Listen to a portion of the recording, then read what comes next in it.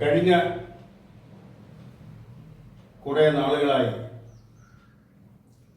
സപ്ലൈകോയുടെ ഔട്ട്ലെറ്റുകളിൽ, അവരുടെ മാവേലി സ്റ്റോറുകളിൽ അവശ്യ സാധനങ്ങൾ ലഭിക്കാതായിരിക്കുന്നു. ഇന്നത്തെ കണ്ണാടിയിലൂടെ എന്ന പരിപാടിയിൽ കേരളീയ ദർശൻ അവതരിപ്പിച്ചുകൊണ്ടിരിക്കുന്ന കണ്ണാടിയിലൂടെ എന്ന പ്രോഗ്രാമിന്റെ പുതിയ എപ്പിസോഡിലേക്ക് സപ്ലൈകോയുടെ ഇന്നത്തെ അവസ്ഥ, ആ ജനങ്ങൾക്ക് എത്രത്തോളം പ്രയോജനപ്പെടുന്നു, എത്രത്തോളം പ്രയോജനപ്പെടുന്നില്ല എന്നതിനെക്കുറിച്ച് ചെറിയൊരു വിലയിരുത്തലോടുകൂടി ആരംഭിക്കാൻ ശ്രമിക്കുകയാണ്. സാധാരണ ജനങ്ങളെ, ദരിദ്രരേഖയ്ക്ക് താഴെയുള്ള ജനങ്ങളെ ഒക്കെ ഏറ്റവും കൂടുതൽ ആശ്രയിക്കുന്നത് സപ്ലൈകോയുടെ മാവേലി സ്റ്റോറുകളെയാണ്. അവിടെ ന്യായവിലയ്ക്ക് ഭക്ഷ്യവസ്തുക്കൾ, അരിയും അതുപോലുള്ള മറ്റ് നിത്യോപയോഗ സാധനങ്ങളും ലഭിക്കുമെന്നുള്ള ഉറപ്പ്. അവിടെ നിന്ന് ലഭിക്കുന്ന നിത്യോപയോഗ സാധനങ്ങളുടെ വില പൊതു വിപണിയിലെ വിലയേക്കാൾ താരതമ്യേന വളരെ താഴ്ന്നതായിരിക്കും. അതുകൊണ്ട് കേരളത്തിലെ ബഹുഭൂരിപക്ഷം സാധാരണക്കാരും നിത്യജീവിത ചെലവുകൾക്ക് വേണ്ടി, നിത്യജീവിത ആവശ്യങ്ങൾക്ക് വേണ്ടി ആശ്രയിക്കുന്നത് സപ്ലൈകോയുടെ മാവേലി സ്റ്റോറുകളെയാണ്. ഇത്തരം മാവേലി സ്റ്റോറുകളിൽ അവശ്യ സാധനങ്ങളുടെ ദൗർബല്യം നേരിട്ടിട്ട് ഏറെക്കുറെ നാളുകളായി. പല സാധനങ്ങളും മാവേലി സ്റ്റോറുകളിലില്ല. വീട്ടമ്മമാര്, സ്ത്രീകൾ വീട്ടിലേക്ക് ആവശ്യമുള്ള സാധനങ്ങൾ വാങ്ങുന്നതിനായി മാവേലി സ്റ്റോറിൽ പോയിട്ട് നിരാശയോടെ തിരിച്ചു മടങ്ങുന്ന അവർ പഴിക്കുന്നത്, ശപിക്കുന്നത് സർക്കാരിനെയാണ്. ഇത് കഴിഞ്ഞ ലോക്സഭാ തെരഞ്ഞെടുപ്പിൽ വളരെ വ്യക്തമായി തെളിഞ്ഞതുമാണ്. എന്നിട്ടും സർക്കാരിന്റെ കണ്ണ് തുറന്നില്ല എന്ന് തന്നെ പറയേണ്ടി വരും.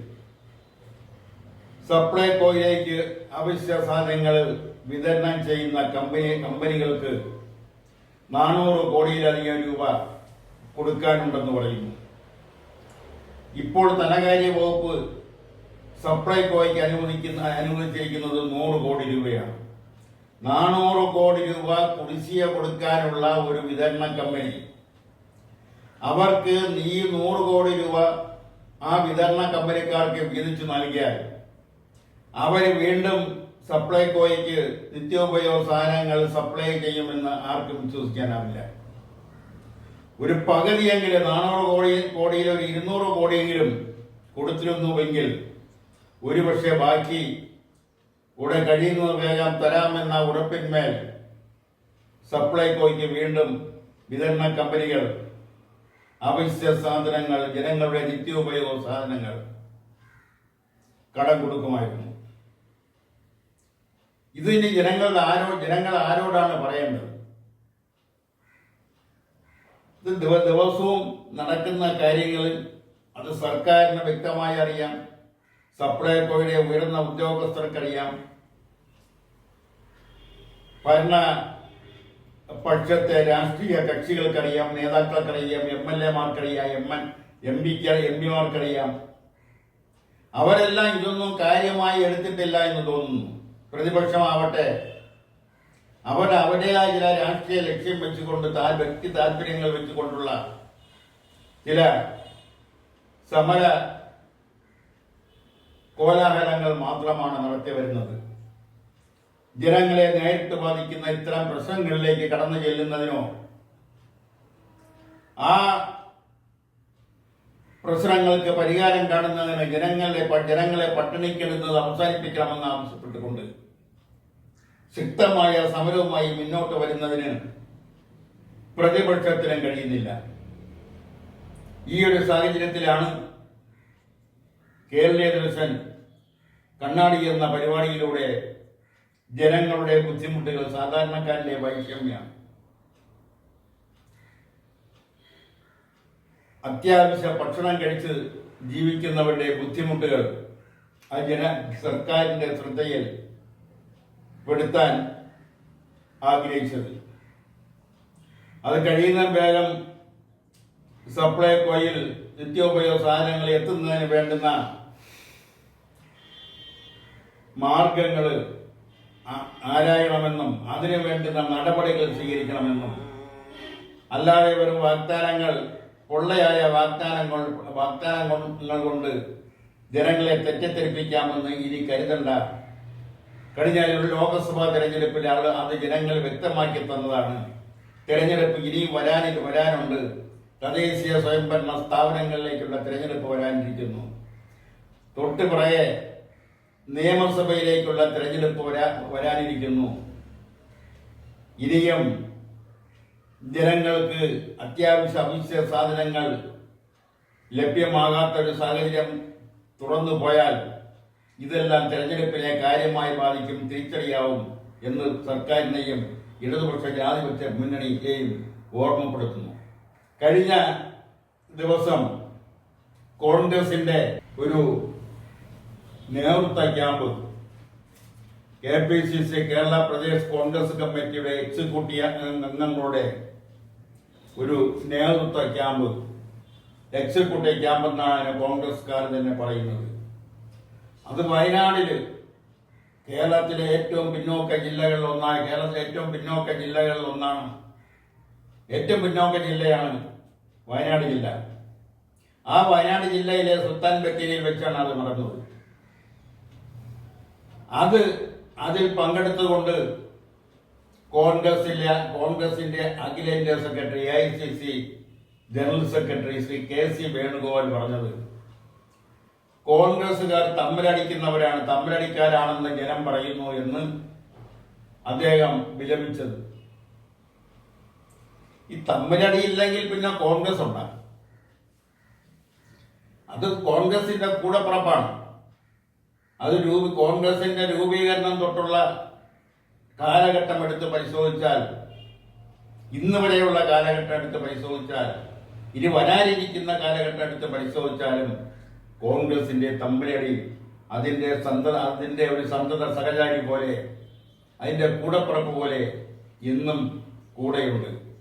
അതുകൊണ്ടാണല്ലോ ഇന്ത്യൻ നാഷണൽ കോൺഗ്രസ് രൂപീകരിച്ചപ്പോൾ നിരവധി സമർത്ഥരായ നേതാക്കൾ ഉണ്ടായിരുന്നിട്ടും സുഭാഷ് ചന്ദ്രബോസിനെ പോലെയും ജയപ്രകാശ് നാരായണനെ പോലെയും സർദാർ വല്ലഭായ് പട്ടേലിനെ പോലെയും ജവഹർലാൽ നെഹ്റുവിനെ പോലെയും ഒക്കെ ഉണ്ടായിരുന്ന വൈവിധ്യമാർന്ന നേതാക്കൾ ഉണ്ടായിരുന്നിട്ടും ഒരു നേതാവിനെ തിരഞ്ഞെടുക്കാൻ അന്നത്തെ കോൺഗ്രസിന്റെ ഉന്നത നേതാക്കൾക്ക് കഴിഞ്ഞില്ല. കാരണം അവിടെയും കോൺഗ്രസിന്റെ അധ്യക്ഷ സ്ഥാനത്തേക്ക് വരുന്നതിനുള്ള മോഹങ്ങൾ ഓരോരുത്തർക്കും, ആ മോഹങ്ങൾക്ക് എതിരെ നിൽക്കുന്ന മറ്റൊരു മോഹം. ഇതെല്ലാം കൊണ്ടാണ് ഇന്ത്യയിൽ നിന്നും കോൺഗ്രസിന്റെ പ്രഥമ അധ്യക്ഷ സ്ഥാനത്തേക്ക് ഒരാളിനെ കണ്ടെത്താൻ കോൺഗ്രസിന് കഴിയാതെ വരികയും ഒരു ബ്രിട്ടീഷ് സാഹിബ് A.A. ഹ്യൂമിനെ കോൺഗ്രസിന്റെ അധ്യക്ഷ പദവിയിലേക്ക് അവരോധിക്കുകയും ചെയ്തത്. അന്ന് തൊട്ട് തുടങ്ങിയതാണ് തമ്മിലടി. അത് ഇന്നും പൂർവാധികം ഭംഗിയായി നടക്കുന്നു. അത് മേൽത്തട്ട് മുതൽ മണ്ഡലം കമ്മിറ്റി കഴിഞ്ഞ് താഴോട്ട് വാർഡ് കമ്മിറ്റി വരെയുള്ള കമ്മിറ്റികളിൽ അത് വ്യക്തമാണ്. ഇത്തരം കമ്മിറ്റികൾ വിളിക്കുമ്പോൾ വാർഡ് കമ്മിറ്റി ആയാലും മണ്ഡലം കമ്മിറ്റി ആയാലും അതിന്റെ മുകളിലോട്ടുള്ള കമ്മിറ്റി ആയാലും തമ്മിലടിക്കുന്ന ഒരു പ്രവണത കോൺഗ്രസിനുണ്ട്. അത് ഉടനെയൊന്നും മാറ്റിയെടുക്കാൻ കഴിയുന്ന കാര്യവുമല്ല. എങ്കിൽ തന്നെയും തെരഞ്ഞെടുപ്പ് വരുമ്പോൾ സ്ഥാനാർത്ഥികളെ പ്രഖ്യാപിച്ച് തെരഞ്ഞെടുപ്പ് പ്രചരണ രംഗത്തേക്ക് ഇറങ്ങുമ്പോൾ ഏറെക്കുറെയൊക്കെ പ്രശ്നങ്ങളെയൊക്കെ മാറ്റി നിർത്തിയിട്ട് അവരുടെ സ്ഥാനാർത്ഥിക്ക് വേണ്ടി, കോൺഗ്രസിന്റെ സ്ഥാനാർത്ഥിക്ക് വേണ്ടി എല്ലാം മറന്ന് പ്രവർത്തിക്കുന്ന ഒരു പാരമ്പര്യവും കോൺഗ്രസിന് ഉണ്ട് എന്ന കാര്യം മറന്നുകൂടാ. അതോടൊപ്പം തന്നെ ആ നേതൃത്വ ക്യാമ്പിൽ കോൺഗ്രസിന്റെ രാഷ്ട്രീയകാര്യ സമിതി അംഗമായ ശ്രീമതി ഷാനിമോൾ ഉസ്മാൻ പറഞ്ഞൊരു കാര്യമുണ്ട്. ചന്ദ്രനിലും ചൊവ്വയിലും മനുഷ്യർ പോയ ഈ കാലഘട്ടത്തിൽ കൂടോത്രത്തിന്റെ പേരും പറഞ്ഞു കൂടോത്രത്തിന്റെ ദോഷവശങ്ങളെ കുറിച്ച്, ആ കൂടോത്രത്തെ കുറിച്ച് ഒരു കോൺഗ്രസിന്റെ ഉന്നതനായ ഒരു പാർലമെന്റ് അംഗം പറയുന്നു എന്ന ഒരു പ്രതിഷേധ അർഹമായ, അല്ലെങ്കിൽ അത് വളരെയധികം ശ്രദ്ധിക്കപ്പെടേണ്ട ഒരു വാചകമായിരുന്നു ഷാനിമോൾ ഉസ്മാൻ പറഞ്ഞത്. അവർ അത് പറഞ്ഞത് KPCC president Shri K Sudhakaran MP കുറിച്ചായിരിക്കും. കെ സുധാകരൻ MP ആണ് ഇപ്പോൾ കൂടോത്രം എടുത്തിട്ടത്. അതിനു മുമ്പ് രാജ്മോഹൻ ഉണ്ണിത്താനും ഇത്തരം സംഭവങ്ങൾ പറഞ്ഞിട്ടുണ്ട്. എന്തായാലും അത് പുരോഗമനപരമായി ചിന്തിക്കുന്ന, പുരോഗമനപരമായ ആശയം ആണ് കോൺഗ്രസ് പിന്തുടരുന്നതെന്നും കോൺഗ്രസ് വഹിക്കുന്നതെന്നും ഒക്കെ അഭിമാനിക്കുന്ന കോൺഗ്രസുകാർക്ക് ഇത്തരം കൂടോത്രത്തെക്കുറിച്ച് സംസാരിക്കുന്നത്, പ്രത്യേകിച്ച് ഉന്നത കമ്മിറ്റികളിൽ, ഉന്നത ക്യാമ്പുകളിൽ പറയുന്നത് ആ പാർട്ടിയെ സംബന്ധിച്ചിടത്തോളം വളരെ മോശമാണ് എന്ന് ഈ അവസരത്തിൽ ഓർമ്മപ്പെടുത്തുകയാണ്. RSSന്റെ മേധാവി മോഹൻ ഭാഗവത് പറഞ്ഞൊരു കാര്യമാണ്, ചിലർ ജീവിതയാത്രയിൽ ദേവതകളായും ഭഗവാനുമൊക്കെ ആയി മാറാൻ ശ്രമിക്കുന്നു. വളരെ വസ്തുനിഷ്ഠമായ ഒരു കാര്യമാണ് RSSന്റെ മേധാവി പറഞ്ഞിരിക്കുന്നത്. നമ്മളെല്ലാം ആൾ ദൈവങ്ങൾ എന്ന് പറയുന്ന ആ വിഭാഗത്തെയാണ് RSSന്റെ മേധാവി ഉദ്ദേശിച്ചത്. അദ്ദേഹത്തിൽ നിന്നും, RSSന്റെ മേധാവിയിൽ നിന്നും ഇത്തരം ഒരു പരാമർശം വന്നത് വളരെയധികം ചർച്ച ചെയ്യപ്പെടേണ്ടതും അത് അതിൻ്റെ പുരോഗമനപരമായ ആശയങ്ങൾക്ക്, പുരോഗമനപരമായ നടപടികൾക്ക് ചേർന്നതല്ല, ജനത്തെ അന്ധവിശ്വാസത്തിലേക്ക് തള്ളിവിടുന്ന ഒരു പ്രവണതയുടെ ഭാഗമാണ് ആൾദൈവങ്ങളെ ആരാധിക്കുന്നത്.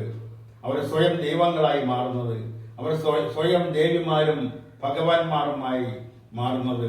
അത് RSSന്റെ മേധാവിയിൽ നിന്ന് തന്നെ ആ വിമർശനപരമായ ഒരു പരാമർശം വന്നത് ഈ കാലഘട്ടത്തിൽ എന്തുകൊണ്ടും നല്ലതാണ്.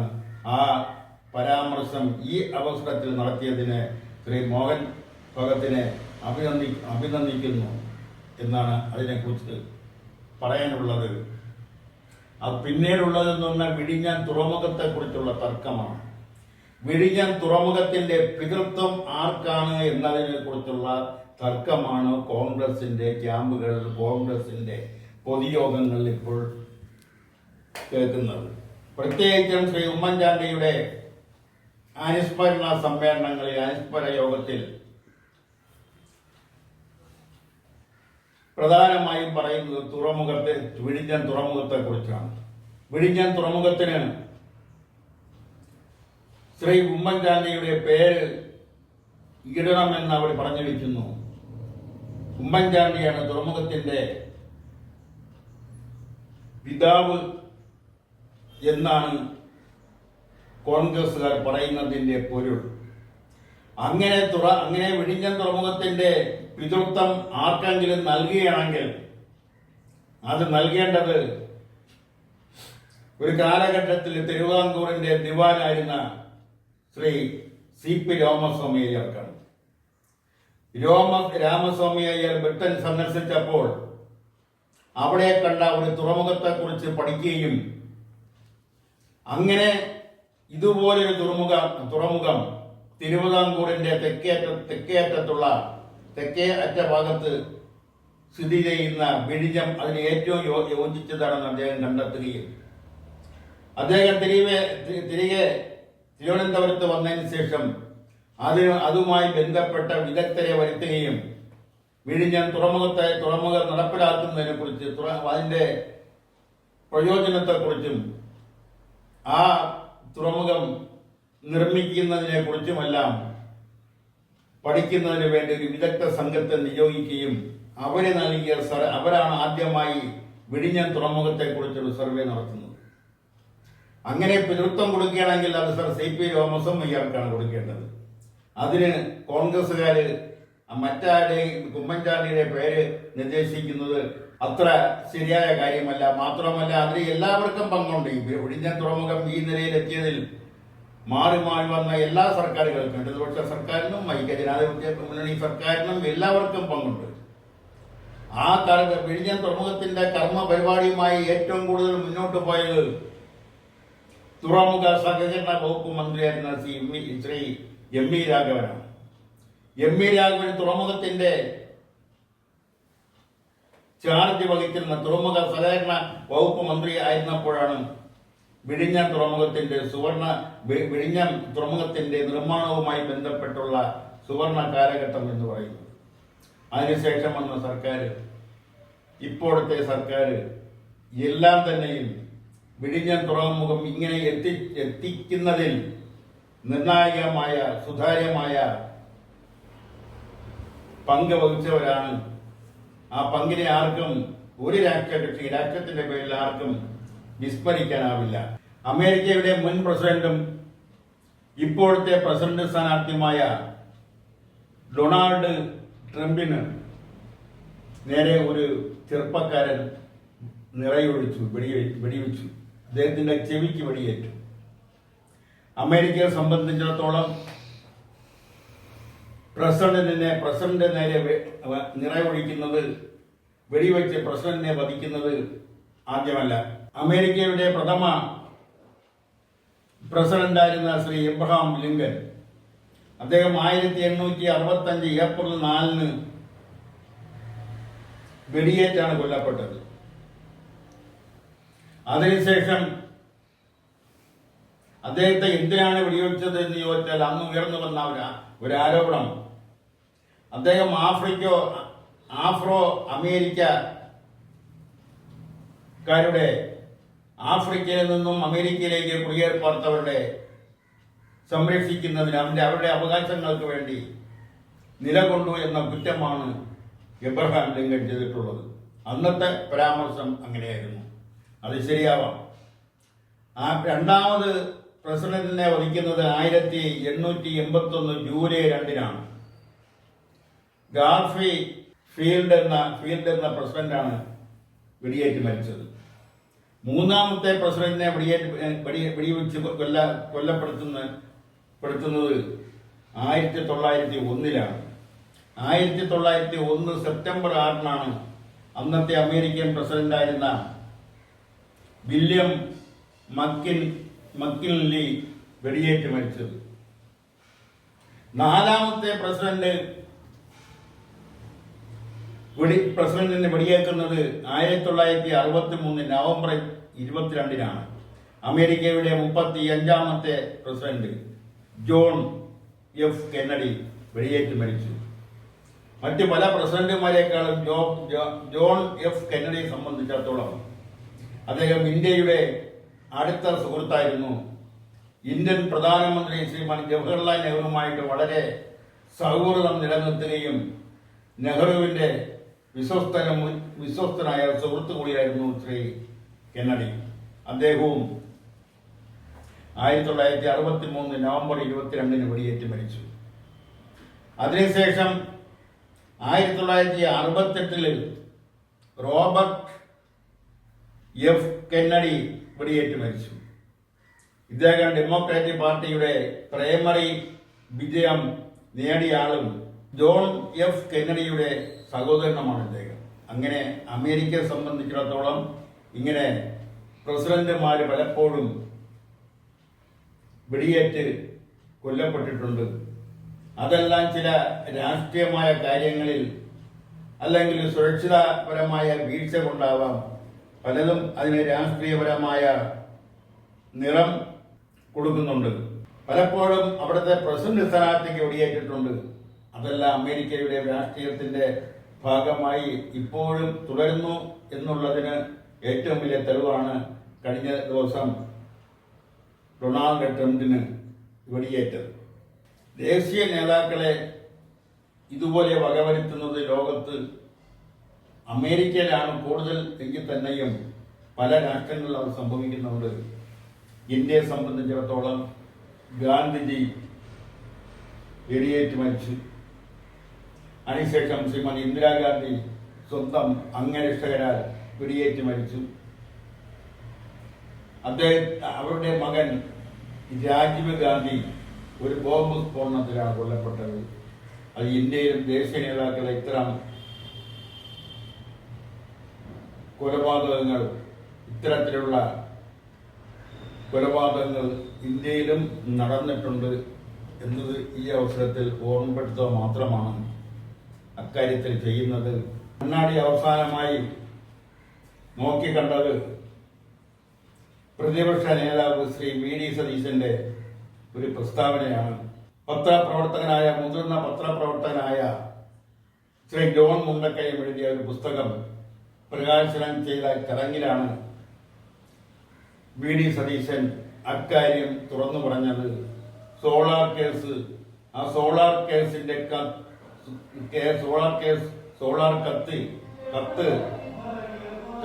കത്തിച്ചവരുമായി അല്ലെങ്കിൽ ആ വിഷയം ഉയർത്തിക്കൊണ്ടുവന്നവര് ഇന്നും സമൂഹത്തിൽ മാന്യന്മാരായി കഴിയുന്നു എന്നുള്ളതാണ്. ഉമ്മൻചാണ്ടിക്ക് എതിരെയായിരുന്നു സോളാർ കേസ്. അത് കേരള രാഷ്ട്രീയത്തിൽ വളരെയധികം ചലനങ്ങൾ സൃഷ്ടിച്ചു. സെക്രട്ടേറിയറ്റ് വളഞ്ഞു വെക്കുന്ന സമരത്തിലേക്ക് അത് എത്തിച്ചു. അതിന് നേതൃത്വം കൊടുത്തവര്, അതിന്റെ പിന്നിൽ പ്രവർത്തിച്ചവരെല്ലാം ഇപ്പോഴും സമൂഹത്തിൽ മാന്യന്മാരായി കഴിയുന്നു എന്നാണ് വി ഡി സതീശൻ പറഞ്ഞതിനർത്ഥം. ചാരക്കേസായാലും അത് തന്നെയാണ് അവസ്ഥ. സ്വർണ്ണ കള്ളക്കടത്ത് കേസായാലും അത് തന്നെ ആണ് അവസ്ഥ. എല്ലാത്തിന്റെയും പിന്നിലുള്ള രാഷ്ട്രീയ ഉദ്ദേശം, ആ രാഷ്ട്രീയ ഉദ്ദേശം നേടുന്നതിന് വേണ്ടി എത്ര നീചമായ മാർഗവും, എത്ര അപരിഷ്കൃതമായ മാർഗവും, എത്ര വികലമായ മാർഗവും സ്വീകരിക്കാൻ എതിർ രാഷ്ട്രീയ കക്ഷികൾക്ക് യാതൊരു മടിയും ഇല്ല എന്നുള്ളതിന് ഉദാഹരണമാണ് ഈ വി ഡി സതീശൻ പറഞ്ഞത്. ഇതോടെ ഇന്നത്തെ കണ്ണാടിയിലൂടെ എന്ന പരിപാടി ഇവിടെ പൂർത്തിയാക്കുകയാണ്. നന്ദി, നമസ്കാരം.